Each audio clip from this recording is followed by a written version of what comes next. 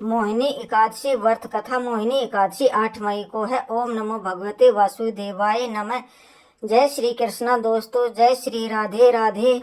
आज हम आपको मोहिनी एकादशी कथा के बारे में पूर्ण जानकारी आपको देंगे। ओम श्री गणेशाय नमः। मसूदन भगवान की जय। मसूदन मोहिनी एकादशी मैया की जय। मोहिनी एकादशी व्रत कथा।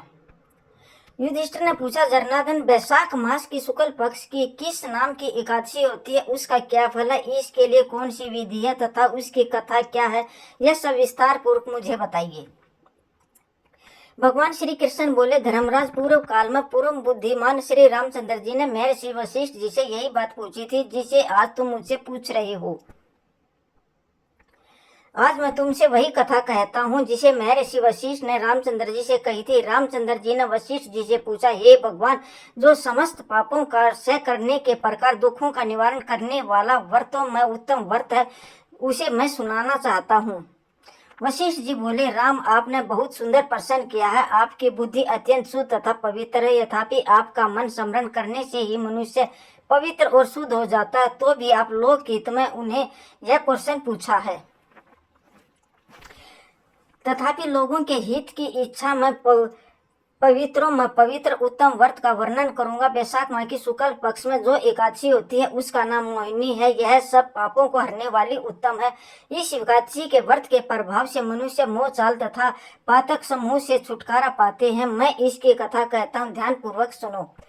सरस्वती नदी के किनारे पद्मावती नाम की सुंदर नगरी थी। वहां ध्रुपद नाम का राजा, जो चंद्रवंश में उत्पन्न हुआ था, सत्यवर्ती और राज्य करते उसी नगर में एक धन धान्य से संपन्न पुष्पमान धनपाल नाम वैश्य भी रहता था। वह अत्यंत धर्मात्मा और विष्णु भगत था। उसने नगर के अनेक भोजनालय, प्याऊ, कुएं, सरोवर, धर्मशाला आदि बनवाए हुए थे। सड़कों पर आम, जामुन, नीम आदि के वृक्ष भी लगवाए थे। उनके 5 पुत्र थे, सुमना, वृत्रभन, मेधावी, सुकृत और धृष्ट बुद्धि। इनमें से 5वां की धृष्ट बुद्धि पापी था और वह पितृ आदि को नहीं मानता था। वह वैश्य दुराचारी मनुष्य की संगत में रहकर जुआ खेलता, पर स्त्री का भोग करता, विलास करता और मद्य मांस का सेवन करता था। इस प्रकार अनेक कुकर्मों में वह पिता के धन को नष्ट करता रहता। उसकी बुद्धि में न देवताओं के पूजन में लगती थी और न ही ब्राह्मणों में। एक दिन वेश्या के गले में बाँह डालते हुए चौराहे पर घूम रहा था। उसके पिता ने देख लिया। पिता ने उसे घर से निकाल दिया। बंधु भाइयों ने भी उसे परित्याग कर दिया। घर के बाहर निकलने के बाद अपने गहने कपड़े बेचकर अपना निर्वाह करने लगा।